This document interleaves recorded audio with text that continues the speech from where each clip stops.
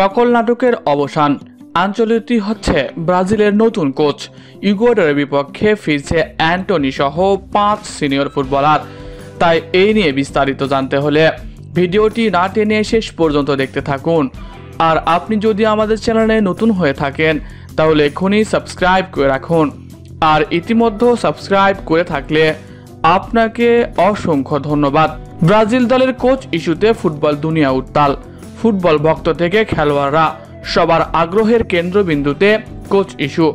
এক সময় এক কোচের নাম উঠে আসলেও ব্রাজিল ভক্তরা চায় আনচেলত্তিকে ব্রাজিল দলের দায়িত্ব দিতে। রিয়াল মাদ্রিদ আর্সেনালের কাছে হারের পর থেকেই আনচেলত্তিকে স্যাক করা হতে পারে বলে বিভিন্ন গণমাধ্যমের দাবি উঠেছে। আবার ব্রাজিল কার্লো আনচেলত্তিকে নতুন প্রধান কোচ হিসেবে নিয়োগ দিতে চায়। তারা চায় ক্লাব বিশ্বকাপের আগেই এটা হোক। ব্রাজিল ফেডারেশনের দূতরা কার্লোর শিবিরের সঙ্গে যোগাযোগ করেছে কয়েকদিন ধরেই, এবং এই যোগাযোগ আরও গতি বাড়িয়েছে চলতি সপ্তাহে। রিপোর্ট অনুযায়ী আনচেলত্তি রিয়াল মাদ্রিদ ছেড়ে ব্রাজিলে যেতে পারেন বলে দাবি তুলেছে জনপ্রিয় ক্রীড়া সাংবাদিক ফ্যাব্রিজিও রোমানো। অন্যদিকে অনেক নাম শোনা গেলেও সিবিএফ এখন পর্যন্ত কোনো নাম প্রকাশ করেনি। তবে আগামী 21 মে তারিখে ব্রাজিল কোচের নাম ঘোষণা করতে চলেছে সিবিএফ। আর এতে করে আনচেলত্তি ব্রাজিলের কোচ হওয়ার সম্ভাবনা নতুন একটা দাবি তুলেছে। আর নতুন কোচের অধীনে ব্রাজিল দলে আসতে পারে বেশ কিছু পরিবর্তন। ব্রাজিল দলকে নতুন রূপে সাজানোর পরিকল্পনাতে সিবিএফ। জুন মাসের উইন্ডোতে ব্রাজিল দলে 2টি গুরুত্বপূর্ণ ম্যাচ রয়েছে। এই ম্যাচে জয় পেতেই হবে ব্রাজিলকে। তাই তো শক্তিশালী স্কোয়াড নিয়েই মাঠে নামবে ব্রাজিল।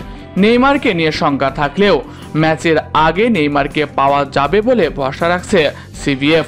অন্যদিকে আবারও দলে ফিরতে চলেছে রিচার্লিসন। ইনজুরি কাটিয়ে নিজের ক্লাবের হয়ে মাঠে ফিরেই দারুণ গোল করে জানিয়ে দিয়েছেন বিশ্বকাপের আগেই তিনি ব্রাজিল দলে ফেরার যোগ্য দাবিদার।